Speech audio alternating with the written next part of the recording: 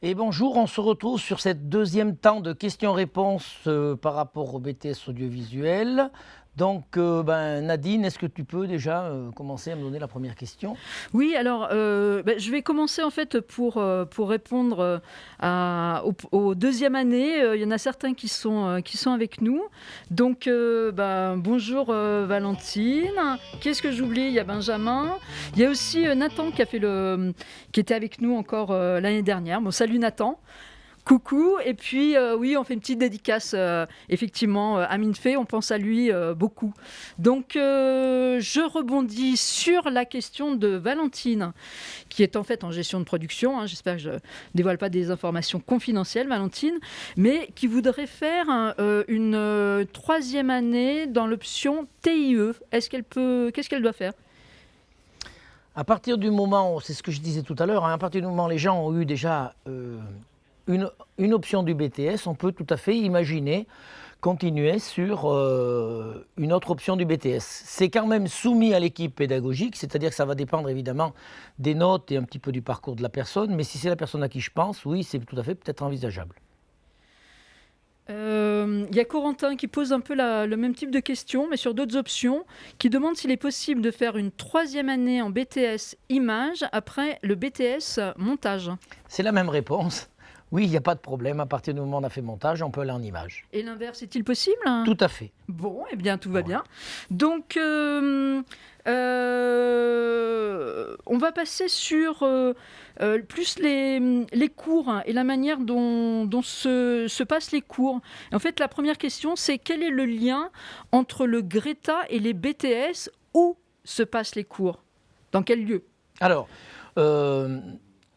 en fin de compte, on vous parle souvent, c'est vrai qu'on n'a peut-être pas forcément parlé tout le temps, mais on vous parle souvent lycée Charles et Adrien Dupuis, Greta Duvelet. Alors, pourquoi chez nous c'est un petit peu atypique? C'est le Greta qui, au démarrage, avait démarré les formations en audiovisuel dans les années 80 et qui avait développé une formation continue. À cela, on a commencé à faire du BTS audiovisuel en formation continue. Après, on a fait de l'apprentissage et après, on est venu au système scolaire. Et on est évidemment, le Greta, c'est un organisme de formation professionnelle qui est rattaché directement à un établissement scolaire. Et nous, on dépend du lycée Charles-Adrien Dupuis. De manière à rendre simple la formation, toute la formation se fait au Greta Duvelet, au 27 boulevard Bertrand, au Puy-en-Velay. C'est une annexe du lycée Charles-Adrien Dupuis, en sachant que dans les 4-5 prochaines années, de nouveaux bâtiments vont être mis en place au lycée et pourront accueillir le BTS audiovisuel, où là remontera le Greta et la partie lycée. Voilà. Donc, pour rebondir là-dessus, il y a Émilie qui nous demande si les alternants et les scolaires sont mélangés dans la même classe pour les parties théoriques. Oui, c'est ce qu'on expliquait. Nous, on travaille beaucoup plus sur la partie option, c'est-à-dire que les images, on aura aussi bien des scolaires que des alternants quand les alternants seront là. Donc, on est vraiment plutôt par option. Et donc, ils ont de toute façon, tout le monde a le même enseignement. C'est-à-dire que ce n'est pas parce qu'on est alternant aujourd'hui qu'on va se retrouver avec moins de cours. La seule variante que l'on a aujourd'hui, c'est quand les alternants partent en entreprise, pour les scolaires, nous, on les met en situation de production, c'est-à-dire qu'ils fabriquent, par exemple, l'émission d'aujourd'hui a été faite par les scolaires pendant cette période-là. Oui, donc je pense que tu as répondu à la question de Julie qui disait y a-t-il des cours à rattraper pour les alternants durant les semaines en entreprise? Non, non, pas du tout. On a organisé, c'est pour ça qu'on est sur une alternance modulaire longue, et on a organisé la formation pour qu'évidemment, les cours soient tous identiques pour les mêmes personnes. Donc, je reviens. Donc, une autre question de Nadine Guette qui demande quelle est la composition du programme scolaire et elle dit cours, virgule, stage. Alors, sur la partie scolaire, en gros, les scolaires sont chez nous pendant 2 ans. Les stages en entreprise, c'est 2 fois 5 semaines, au maximum. Voilà. Donc, une première période qui va se dérouler de stage en entreprise au cours de la première année et une deuxième période au cours de la deuxième année. Voilà. Sachant que le stage en entreprise fait partie intégrante du BTS audiovisuel puisque une note est attribuée et il y aura évidemment un rapport de stage qui sera soutenu devant un jury. Ok, donc en apprentissage, ça c'est une question de Catherine Morel qui demande en apprentissage quel est le rythme entre l'entreprise et l'école? Alors c'est de l'ardite, mais c'est normal, hein, puisqu'on fait 3 émissions questions-réponses. On en a parlé tout à l'heure, mais ça ne me dérange pas du tout de le redire. C'est, en gros, on est sur 7 semaines au Greta lycée, 10 semaines en entreprise, 7 semaines Greta lycée, etc. Voilà le rythme à peu près que l'on a, avec une période un petit peu plus longue en juillet-août, puisque là, les stagiaires sont à partir du mois de, on va dire à partir du mois de début juin jusqu'à fin août, ils sont en entreprise. Voilà. Donc on a des remerciements, hein, donc, sur la présentation. Donc on vous remercie de nous remercier. Oui, tout à fait. Donc on va passer. On va peut-être revenir un petit peu donc, sur l'alternance. C'est un peu une question qu'on avait déjà évoquée, mais est-ce que vous avez des conseils à nous donner pour la recherche d'une alternance en temps de Covid-19 ? Ah oui, c'est ce que j'ai dit tout à l'heure, hein, Oui. c'est que je crois qu'aujourd'hui, on est vraiment obligé de vraiment travailler cette alternance et essayer de cibler des entreprises, essayer d'aller les voir, sachant qu'on sait que certaines sont fermées. Alors, par contre, les entreprises continuent quand même à répondre au téléphone, etc. Vraiment, ça va être très, très particulier cette année. On n'a pas forcément de méthode particulière, puisqu'on n'avait jamais connu ça non plus, hein. Donc, tout est bon. Moi, je dis, maintenant, il faut regarder un petit peu sur les sites aussi, où il y a des entreprises qui, quand même, recrutent, parce qu'elles savent qu'à un moment ou un autre, ça va redémarrer, et il faudra qu'elles aient du personnel, parce qu'il va arriver un moment où on va se retrouver au démarrage, où tout le monde va vouloir démarrer en même temps. Donc ça peut être aussi un levier de développement pour nous. Donc on va reprendre certaines thématiques avec Corentin Ulmer, hein, qui dit « Je suis intéressé par le BTS montage. Je n'ai pas tout compris quand vous avez parlé de calendrier d'engagement et de dossier à vous demander pour l'inscription.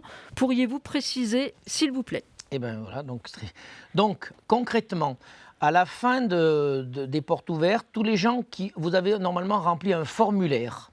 Ce formulaire, vous nous avez donné vos coordonnées, votre adresse mail, et vous nous avez plus ou moins donné les options du BTS que vous voulez faire. On va vous adresser un mail. Dans ce mail, on va vous demander la confirmation des vœux que vous avez faits, parce que c'est très très important pour nous, parce que si on a des entreprises qui nous sollicitent, il faudra bien qu'on puisse savoir qui veut faire du son, qui veut faire du montage, pour pouvoir les proposer aux entreprises. Une fois que vous aurez confirmé ça, vous recevrez le calendrier de formation de l'alternance. Vous recevrez un document qui s'appelle fiche de préengagement. Ce document, c'est un document qui sera contractualisé entre vous, l'entreprise et nous. Le jeune remplira sa partie, c'est-à-dire ses coordonnées. L'entreprise mettra ses coordonnées et elle nous donnera la date à laquelle elle va embaucher le jeune en alternance. À partir du moment où on a ce papier-là, on va considérer que vous êtes inscrit en alternance chez nous. Voilà un petit peu les différentes étapes. De toute manière, on reste à votre disposition, évidemment au téléphone et par mail. Et n'hésitez surtout pas à nous envoyer, à poser des questions, même à l'issue des portes ouvertes, évidemment par mail, de manière à ce qu'on puisse vous répondre. Et puis, à un moment, caler un rendez-vous si votre demande est particulière et elle nécessite un complément d'information. Oui, alors on va passer à une autre thématique qui est là plus la vie pratique. Donc il y a Sam qui demande s'il y a un internat ou alors, comme dit précédemment, des logements réservés aux étudiants. Alors, il n'y a pas d'internat pour les BTS audiovisuels au sein du lycée, ni pour aucun BTS d'ailleurs. Après, il n'y a pas non plus de logements réservés pour les étudiants. Par contre, ce qu'il faut savoir, c'est qu'il y a un parc locatif sur le Puy qui s'adosse essentiellement soit sur des particuliers, soit sur des résidences de jeunes travailleurs, puisque les gens sont en alternance pour la plupart. Donc ça, n'hésitez pas à prendre contact avec nous, on vous transmettra toutes ces informations-là. On sait pertinemment, c'est ce que je disais, en gros, les logements sur le Puy, il faut compter entre 250 et 300 € par mois. C'est relativement abordable.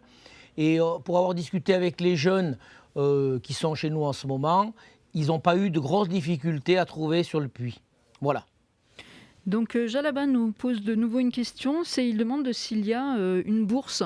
Alors, on n'appelle pas ça une bourse, mais est-ce qu'on peut être bénéficiaire des bourses en tant que scolaire ? Oui, puisque vous êtes sur le système scolaire.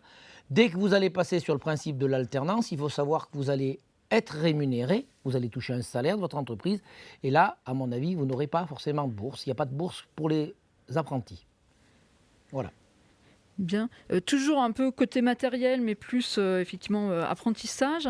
Quel matériel doit avoir l'étudiant chez lui pour travailler? C'est un message de Isabelle Vialat-Perrier. Alors aujourd'hui, le matériel, tout ce qui est matériel technique vous sera fourni pendant la période de cours. La seule chose qu'on impose aujourd'hui, c'est pour ceux qui font de la technique, c'est d'avoir au minimum un casque ou des écouteurs pour des problèmes d'hygiène, parce que c'est très très compliqué en ce moment de pouvoir prêter ce type de matériel. Si toutefois vous n'avez pas ce matériel-là, on vous indiquera, les enseignants nous communiquent en principe un type de matériel à acheter qui correspond à peu près pour la formation. Évidemment, vous pouvez tout à fait avoir un ordinateur personnel, c'est mieux pour travailler, surtout qu'en cette année où on a pu s'apercevoir que comme on a travaillé pas mal à distance, on a posé la question en début d'année aux jeunes de savoir s'ils avaient une connexion Internet, s'ils étaient équipés, parce qu'il a fallu évidemment mettre tout ça en œuvre.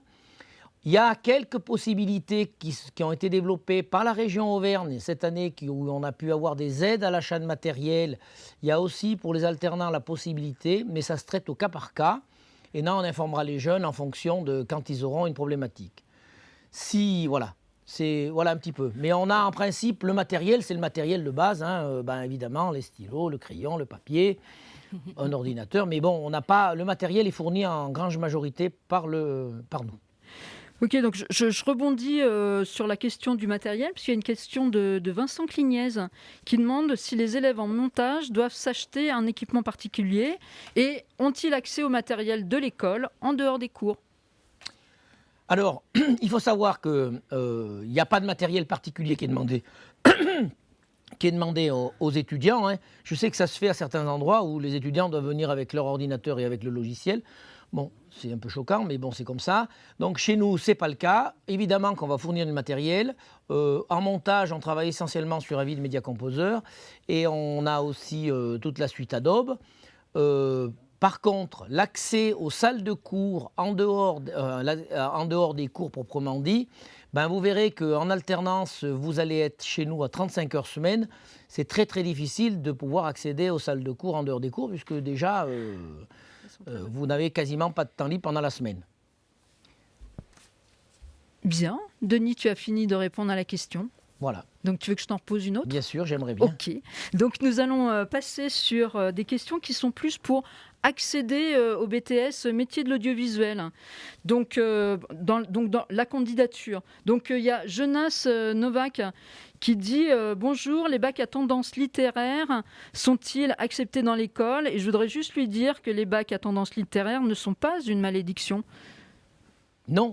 Et puis, il faut savoir qu'aujourd'hui, suite à la réforme du bac, puisqu'on n'en a pas trop parlé, mais la réforme du bac fait qu'en fin de compte, on est maintenant plus sur des spécialités plutôt que sur des tendances. Voilà. Donc ça veut dire qu'à partir du moment où on est sur des spécialités, on a quand même un tronc commun. C'est ce vous avez pu remarquer dans la présentation. À un moment, on vous dit que ça serait un plus si vous avez telle et telle option ou telle spécialité. Mais on sait qu'aujourd'hui, tous les jeunes qui vont vont avoir ce type de bac, vous aurez un enseignement scientifique. Donc c'est intéressant pour nous parce que ça veut dire que tous les étudiants, pendant tout leur parcours, seconde, première, terminale, auront cette culture scientifique qui nous est très importante au niveau du BTS. Voilà.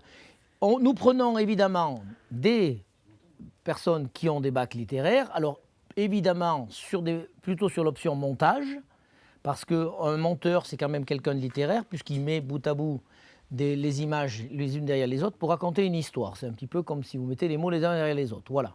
Donc voilà pourquoi, mais la tendance, évidemment, aussi en gestion de production, ça paraît tout à fait logique, puisque je l'ai dit en gestion de production, on n'est pas sur un type de bac, on est plutôt sur une personne, le côté organisationnel qui va mettre en évidence vos qualités. Donc on a évidemment des questions qui reviennent souvent justement sur la sélection. Et la sélection, donc il y a une question de Palto et une question de Maëlys Gagné qui est quasiment la même. C'est est-ce qu'on regarde plus le dossier ou plus la motivation?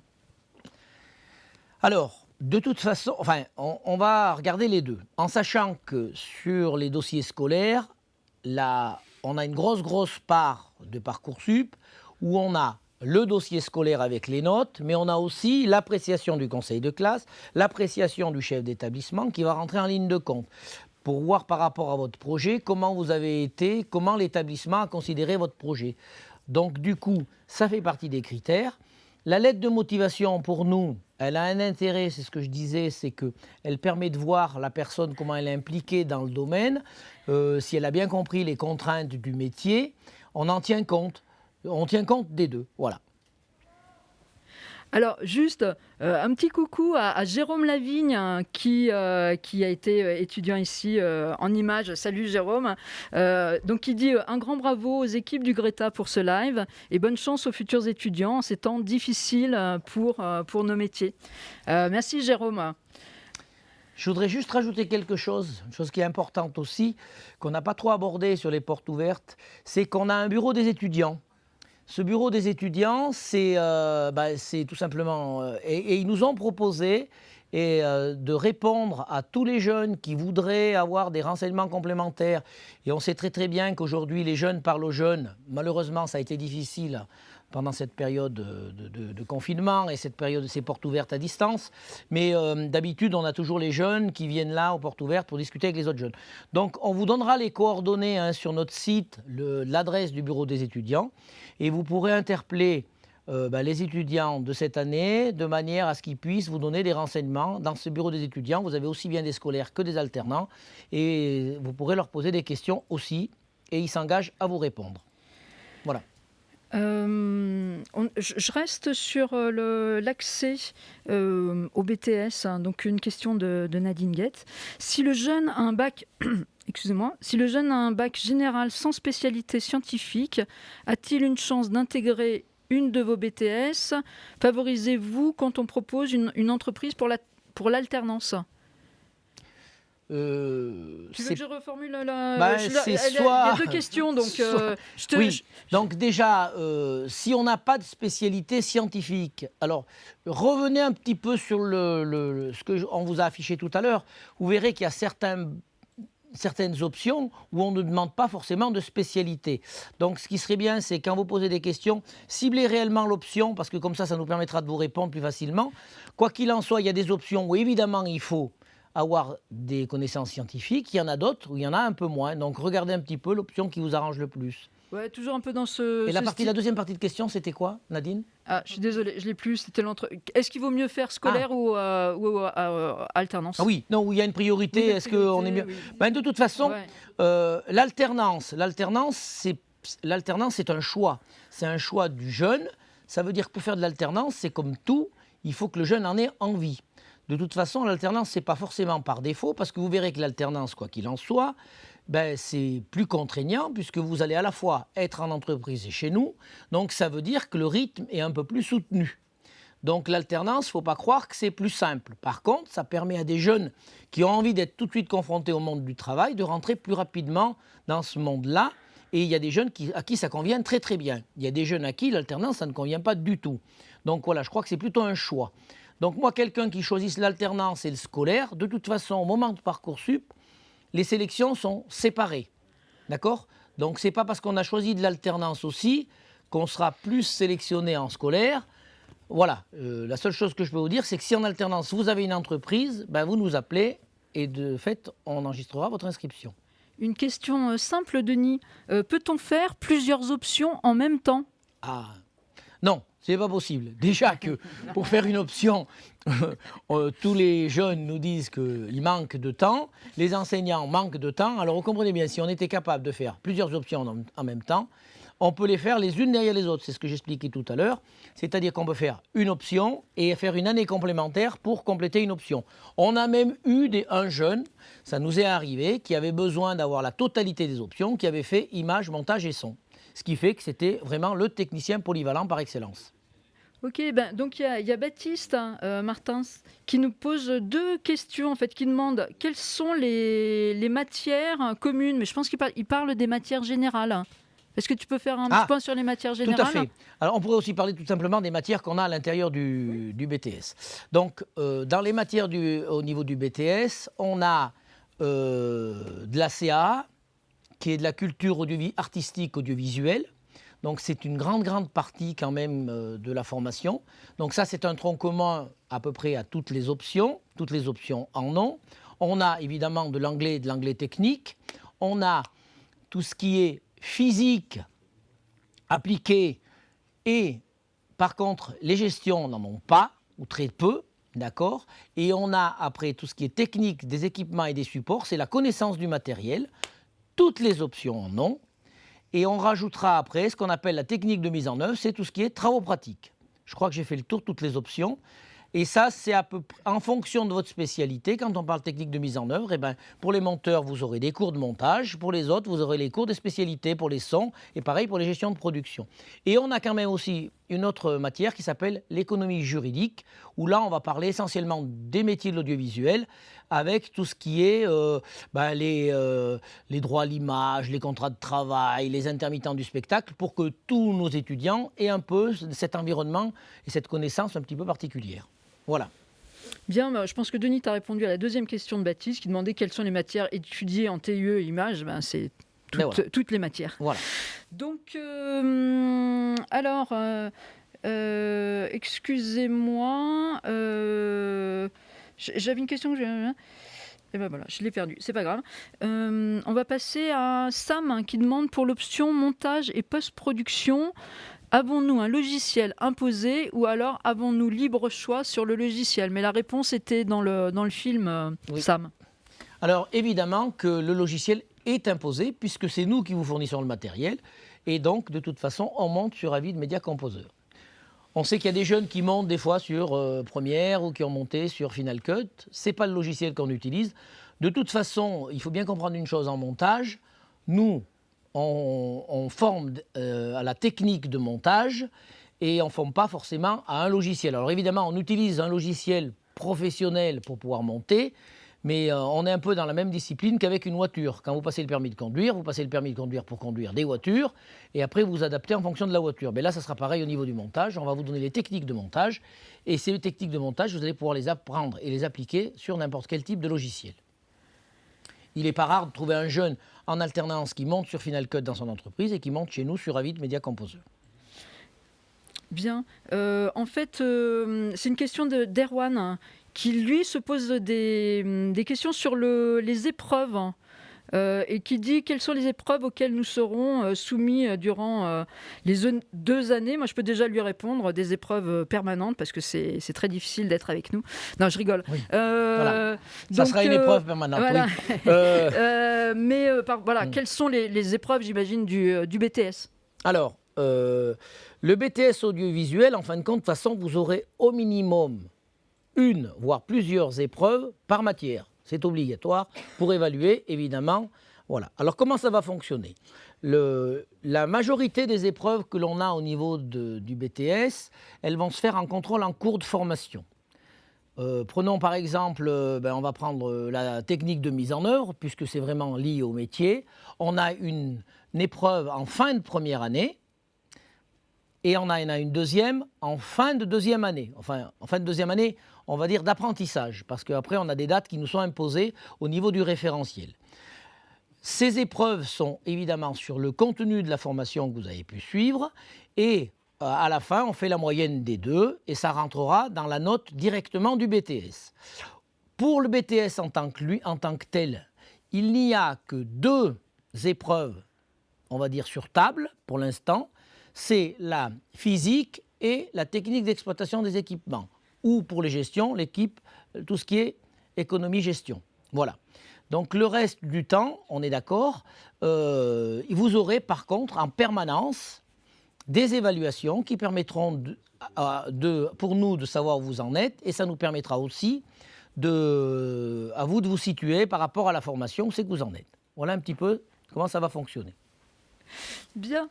Alors, je viens de réaliser qu'il y avait une caméra là. J'avais pas c'est bien, c'est bien. Excusez-moi. Donc, Guillaume, reformulez votre question parce que vous demandez quelles sont les continuités après le BTS. On ne peut pas répondre si on ne connaît pas l'option, c'est trop large. Donc, Donc ça y est, on a parlé d'épreuves. Peut-être qu'on arrive petit à petit à la fin de la session. Je vais poser plus des questions d'ordre pratique et de modalités de communication entre vous et nous après ce live. Donc la question d'Erwan Vacher, allons-nous recevoir les brochures par mail ? Oui. Vous allez recevoir par mail à l'issue. Si vous avez bien rempli le formulaire où on a vos coordonnées par mail, évidemment, vous allez les recevoir. Si d'aventure vous ne l'avez pas fait, ça serait bien d'aller après la fin des portes ouvertes remplir le formulaire. Et toutefois, après, sinon, nous demander tout simplement par mail un certain nombre d'informations qu'on vous transmettra, il n'y a pas de problème. Et donc, il y a Charlie Nonon qui demande s'il est possible de détailler l'option gestion de production. C'est une excellente question. Donc, les tâches qu'on doit faire et les matières qu'on doit suivre. Donc, c'est pour... je te laisse... Je vais peut-être pas botter en touche, mais pas loin. Je vous explique. On a prévu à la fin des portes ouvertes la possibilité de vous inscrire. Vous allez recevoir... La semaine prochaine, vous verrez, on va mettre en place ce qu'on appelle des doodles où vous allez pouvoir vous inscrire et vous allez être en direct avec l'enseignant de spécialité. On va faire des mini-conférences où vous allez pouvoir rencontrer les personnes et poser vos questions directement en fonction des options. Je pense que ça sera beaucoup plus, on va dire entre guillemets, vous aurez des réponses qui correspondront tout à fait à ce que vous attendez et ça sera de toute façon en visioconférence. Donc on ne sera pas par chat, on sera vraiment sur des questions orales, ça sera beaucoup plus simple pour pouvoir s'exprimer. Voilà.